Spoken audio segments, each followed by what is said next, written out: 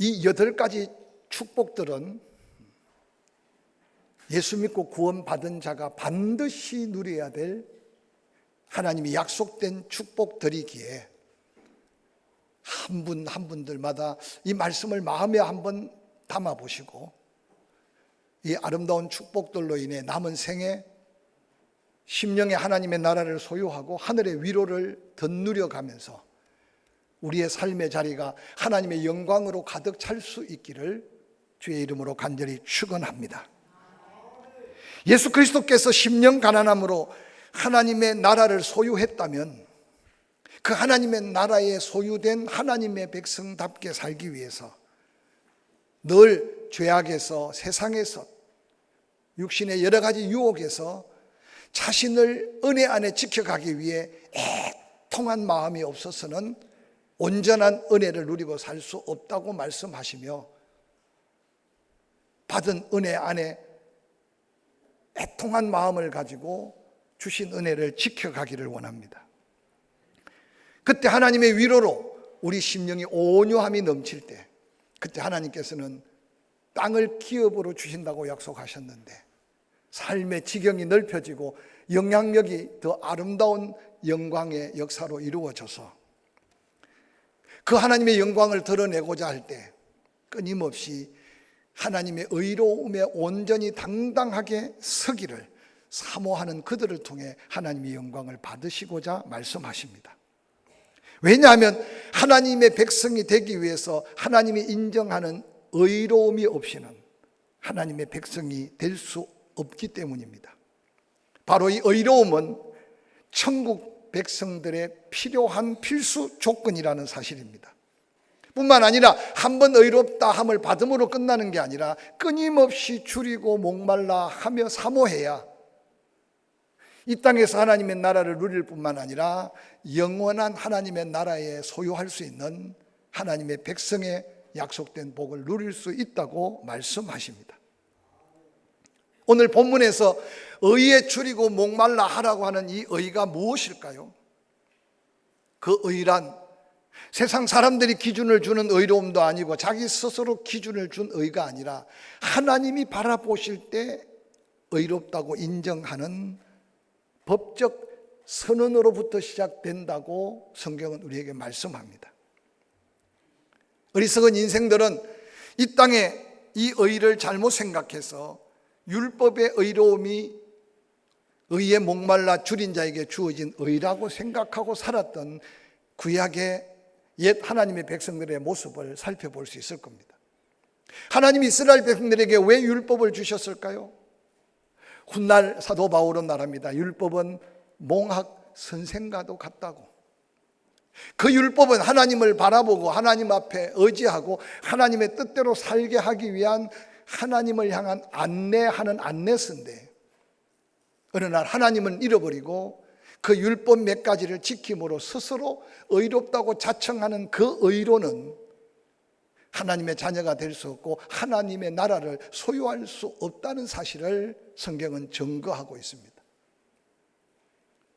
또한 어떤 사람들은 양심의 가책받음이 없는 하나님이 마음의 율법처럼 준 양심의 의로움의 위로를 삼고 나는 법 없어도 살아, 다른 사람이 나를 볼 때 흠잡을 데가 없을 거야 생각하는 의로움은 하나님과 상관없는 의로움일 수, 아니 하나님이 인정하는 의가 아니라는 사실을 소개하고 있습니다.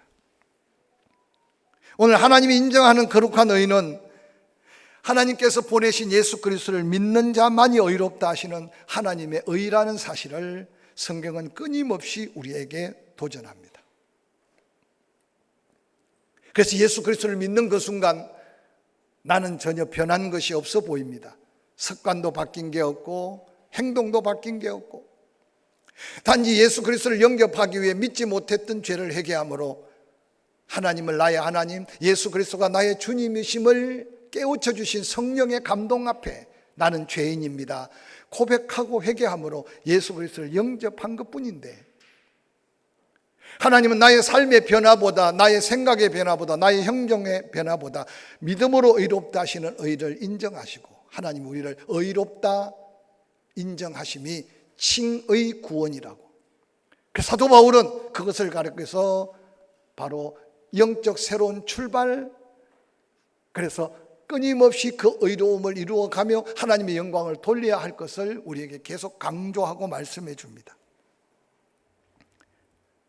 예수 그리스도를 믿어 구원받은 성도들은 어느 날 내 안에 예수 그리스도께서 주인으로 삼고 예수 그리스도를 바라보고 예수 그리스도의 말씀대로 살아가고자 할 때 끊임없는 영적인 증거 하나가 어떻게 하면 더 의롭게, 어떻게 하면 더 말씀대로, 어떻게 하면 더 하나님의 뜻대로 살까?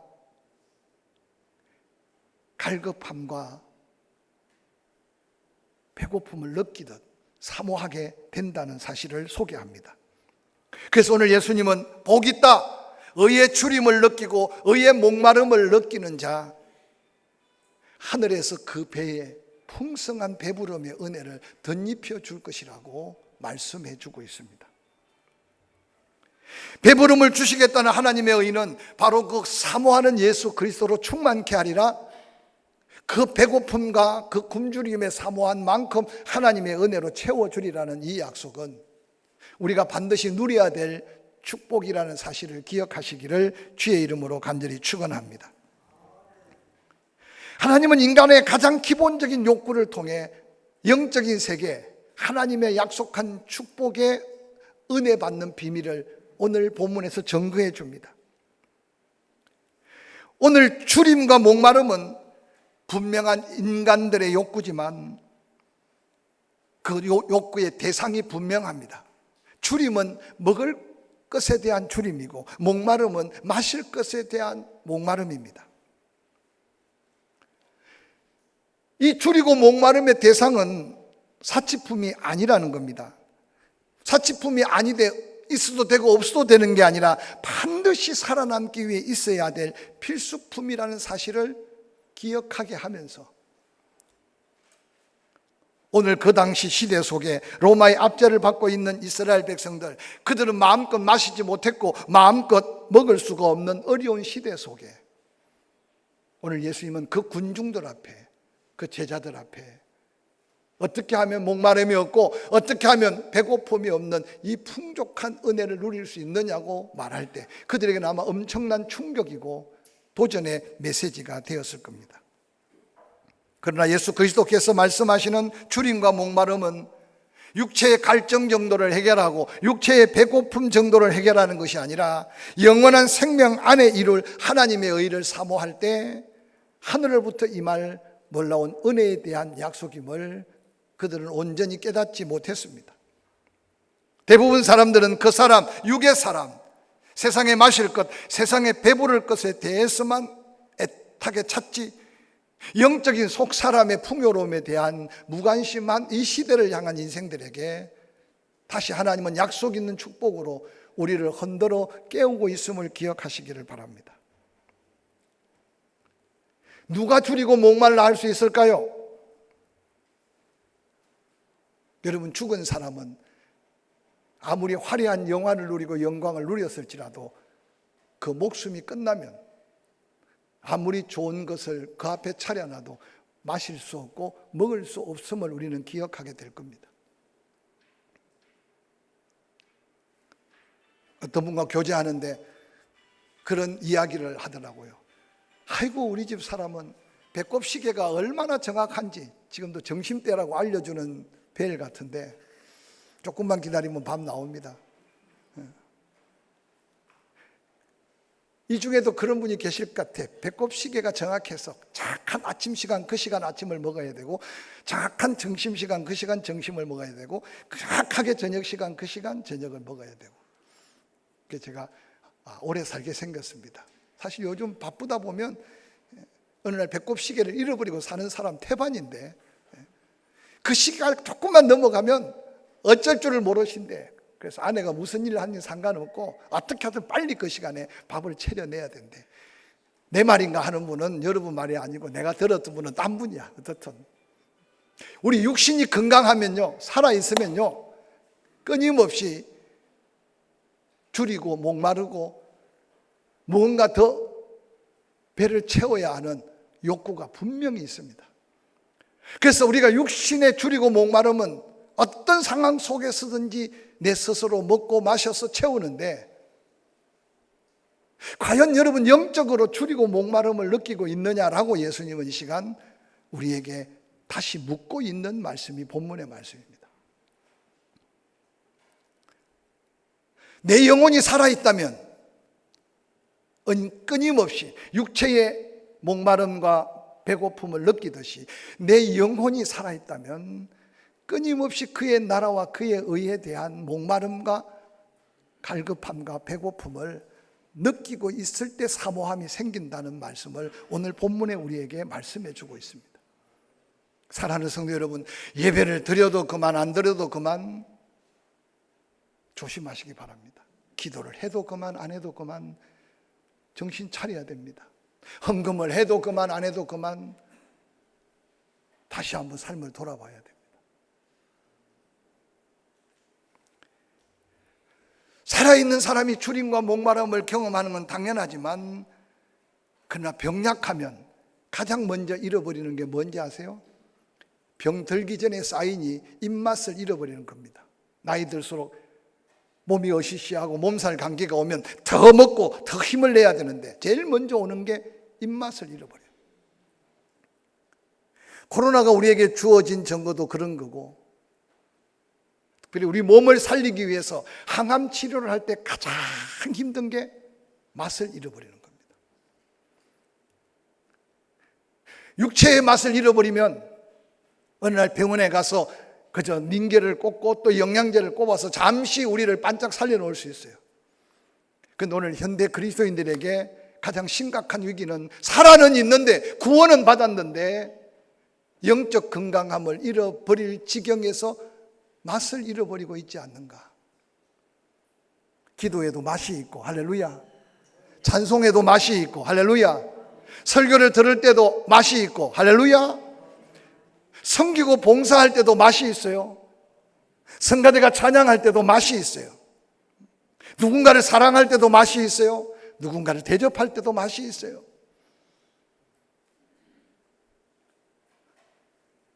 오늘 하나님께서는 사도 요한의 영혼을 일깨워 당시 교회뿐만 아니라 오늘 우리에게 영적 건강함을 회복하기 위해서 영적인 갈증과 목마름을 다시 한번 기억하고 은혜를 구하라고 우리를 일깨우고 있는 말씀을 다시 한번 기억해 보시기를 바랍니다. 어떤 사람은 똑같이 봉사합니다. 똑같이 예배드립니다. 똑같이 헌신합니다. 똑같이 헌금을 드립니다. 그런데 이 목마름과 이 사모함을 잃어버리고 어느 날 무감각하게 영적 생활을 하고 있다면 여러분은 영적 건강을 잃어버리고 있다는 사실을 빨리 돌이키시길 바랍니다. 그러나 그의 나라와 그의 의를 구하며 하나님의 더한 은혜를 구할 때 여러분 감격이 있어요. 감동이 있어요. 할렐루야. 주의 일에 불평이 없어요. 내 마음에 들고 안 들고가 중요한 게 아니에요. 오늘 의에 줄이고 목마름으로 하나님의 의를 사모하는 저와 여러분의 삶에 이 모든 은혜가 더해지기를 주의 이름으로 간절히 축원합니다. 한 시대의 지혜로 많은 사람들의 마음을 흔들어 놓았던 파스칼은 그의 인생에 이런 고백을 남겼습니다. 하나님이 모든 사람의 마음 속에 세상 것으로 채울 수 없는 뭔가 비어있는 한 공간을 남겨뒀다. 그래서 종교 철학자들은 이걸 가르쳐 종교성이라고 말합니다. 세상 것으로 채울 수 없어요. 그런데 어리석게도 예수 믿기를 거역하고 땅의 것으로 채우려고 하는 사람들이 많습니다. 그래서 이단이 생기고, 그래서 사이비가 생기고, 그래서 샤머니즘이 생겨요. 그것 갖다 채우면, 열심히 탑을 돌면, 열심히 선한 일을 행하면, 열심히 사회봉사 사업을 하면 그것이 채워질 줄 착각하고 사는 사람 많습니다. 하나님 우리를 창조하실 때 그 어떤 세상 것으로 채울 수 없어요. 어리석은 사람들은 술로 채워보면 될 것 같아요. 어리석은 사람은 돈으로 채워가면 될 것 같이 생각합니다. 더 어리석은 사람은 마약을 먹고 채우면 채울 줄 알아요.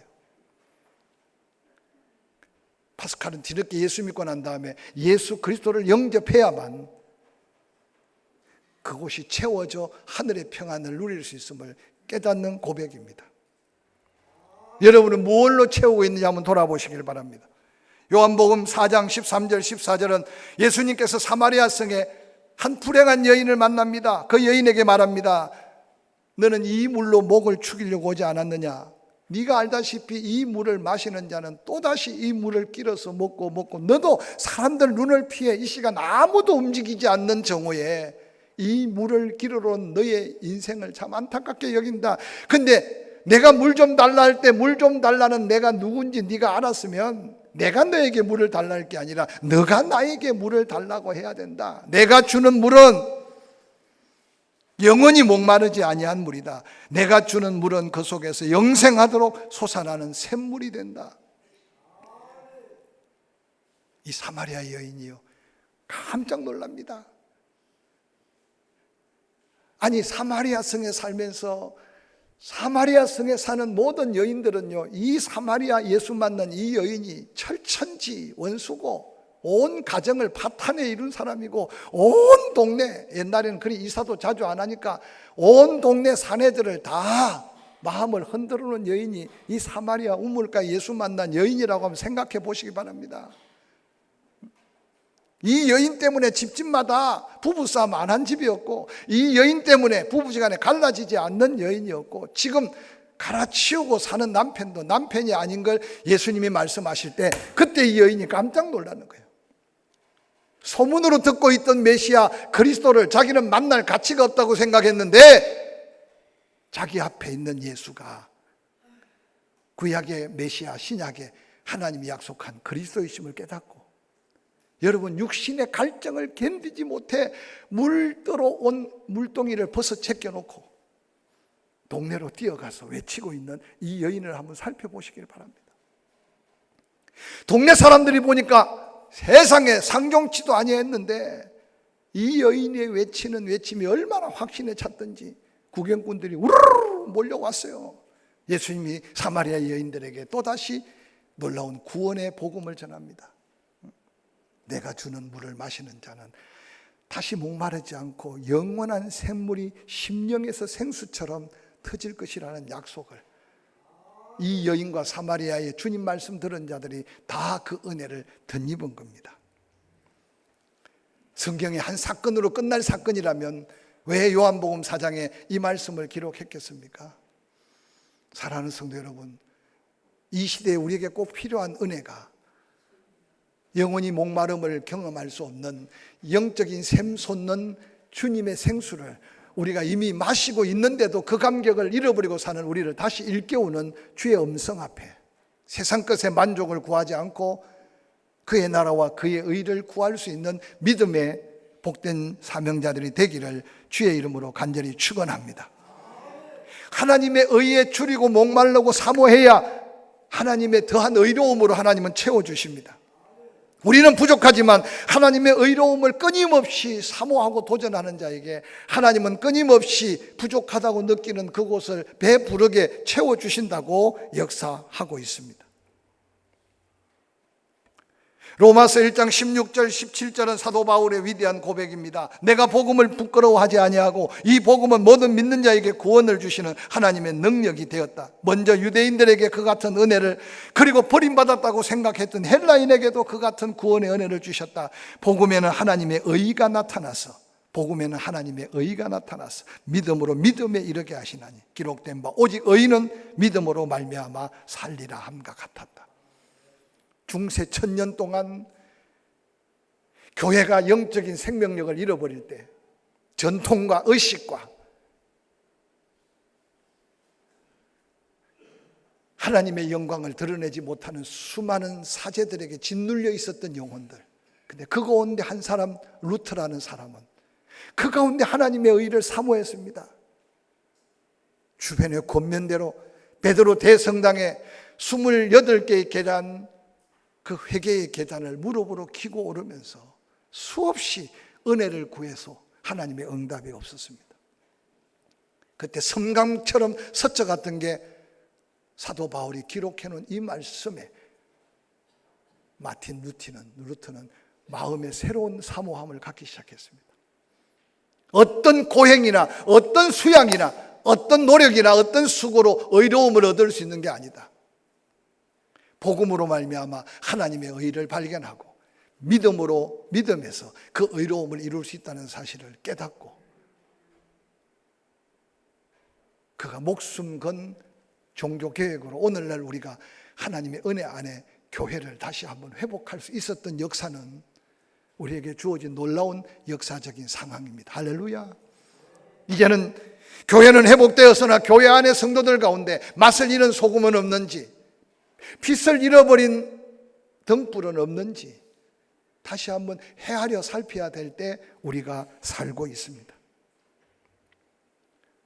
의의 주림을 깨닫는 자는 자신의 죄악됨과 하나님의 구원의 은혜를 깨닫지 않고는 의의 주림을 깨달을 수가 없다는 겁니다. 그러면 혹시 우리가 천국 해샀고 하나님의 사랑 해샀고 하나님의 은혜 해샀는데도 나와 상관없는 이야기로 들리는 분이 있다면 다시 한번 하나님 앞에 온전한 구원의 은혜를 회복하고 작은 은혜부터 감사할 때 더한 은혜를 사모하는 의에 줄이고 목마름으로 하나님의 은혜 앞에 나아가시기를 주의 이름으로 간절히 축원합니다. 하나님의 특별한 계획과 성령의 놀라운 감동으로 내가 죄인임을 고백하고 회개하고 예수 그리스도를 영접했던 구원받았던 지난 날을 한번 상상해 보시기 바랍니다. 누구나 다 그 경험은 다르고 그 구원의 사건은 다 다르지만 하나님이 성령으로 인치시고 나는 너의 하나님, 너는 나의 백성이라는 확신을 주어질 때가 있었을 겁니다. 어떤 사람은 그게 감격스러워서 밤새도록 통회하며 자복함도 있고, 어떤 사람은 그 감격으로 끊임없이 찬송한 사람도 있고, 어떤 사람은 그 감격 속에 날마다 주께 영광 돌리는 사람도 있을 겁니다. 그러나 어떤 사람들은 모태신앙으로 하나하나 깨달아가면서 그 은혜로 여기까지 신앙생활을 계속하고 있는 믿음의 사명자도 있을 겁니다. 그런데 어느 날 시들시들 영적으로 그 감격과 감동을 잃어버리고 살고 있지 않는지를 점검해 보라는 겁니다. 그래서 요한일서 1장 9절에 만일 너희가 범죄하면 너희 죄를 자복해라. 저는 미쁘시고 의로우사 우리 죄를 사해 주신다. 그리고 모든 불의에서 우리를 깨끗게 하신다고 말씀하셨습니다.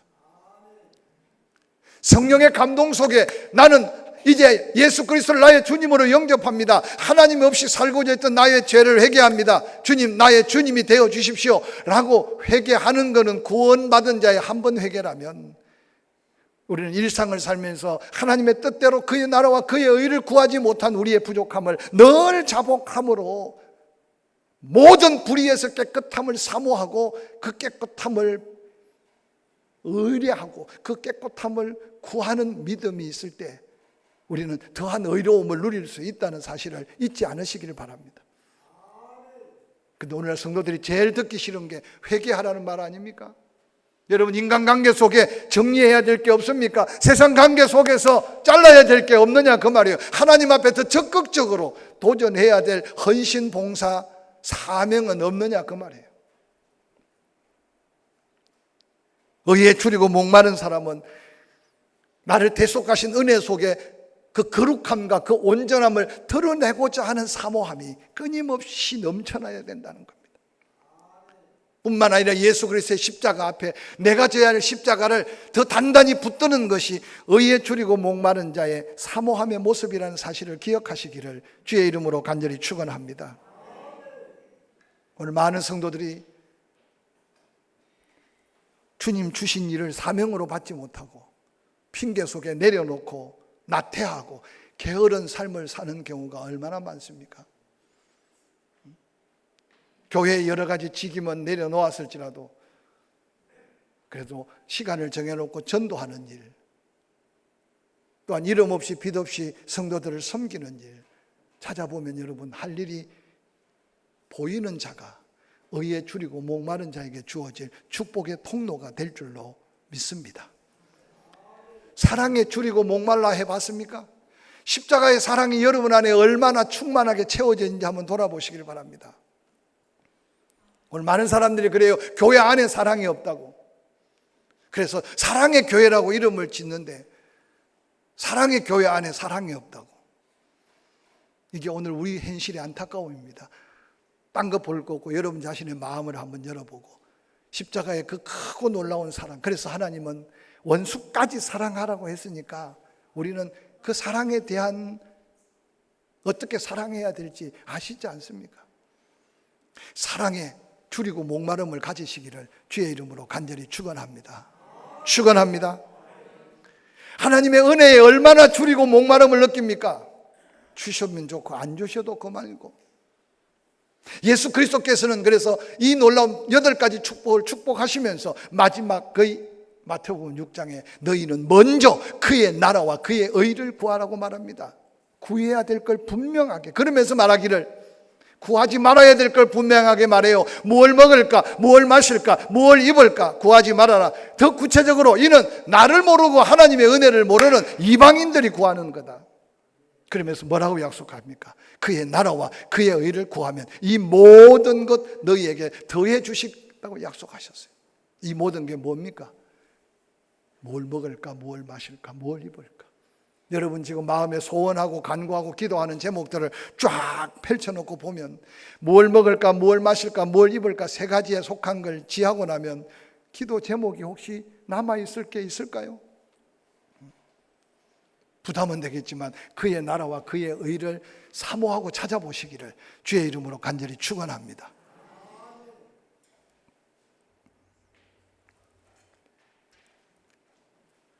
많은 사람들이 의에 줄이고 목말라 함에 잘못된 영적 자세를 취하는 사람 많습니다.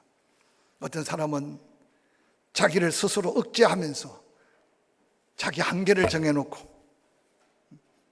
그러면서 어느 날 이것만으로 만족하고 신앙생활을 하려고 하는 금욕주의적인 의식이 있습니다. 다른 사람에게 듣기 싫은 말 안 하는 것도 좋지만 그게 과연 의를 이룰까요? 다른 사람이 하지 않는 것, 하는 건 내가 안 하는 것, 그게 의를 이룰까요? 그래서 어느 날 도덕적이고 윤리적이고 인간적인 의로움에 스스로 자신을 묶어놓고 싶어하는 사람 많습니다. 봉사도 한 걸음 물러서고 섬김도 한 걸음 물러서고 사랑도 한 걸음 물러서고, 그래서 오늘 전부 다 뒷걸음질 치고 있는 성도들만 있다면 그 교회가 어떻게 하나님의 의를 이루고 하나님의 영광을 이룰 수 있겠습니까? 다른 사람은 기도 안 해도 나라도 기도해야지, 다른 사람이 헌신 안 해도 나라도 헌신해야지. 아멘 하는 사람 없네요. 다 하니까. 아는 사람은 헌금 안 해도 나는 해야지. 할렐루야. 이게 정말로 필요합니다. 어떤 사람은 세속적으로 대리만족을 찾습니다. 열심히 교회 일 하다가 열심히 세상 일에 빠지는 사람도 있습니다. 그 열정을 그의 나라와 그의 의를 구하는 데 쓰라고 주신 은혜와 축복인데 어느 날 세상 것으로 대체해 갑니다. 오늘 이 자리에 계신 여러분, 이 말씀이 여러분의 일생의 마지막 들려올 음성이라고 생각하고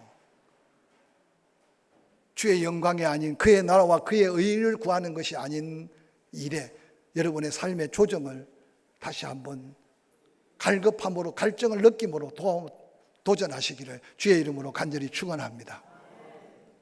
어떤 사람은 지나치게 바리새인처럼 자기 의만 내세웁니다.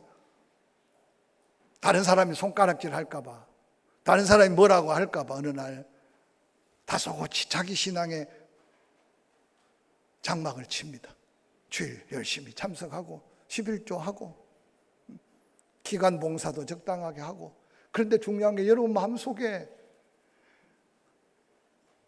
의에 굶주리고 의의 배고픔을 느낄 때 하나님이 채워주신 하늘로부터 임할 너희 배부름의 약속이 내 안에 어떤 은혜로 채워지는지 한번 돌아보시길 바랍니다.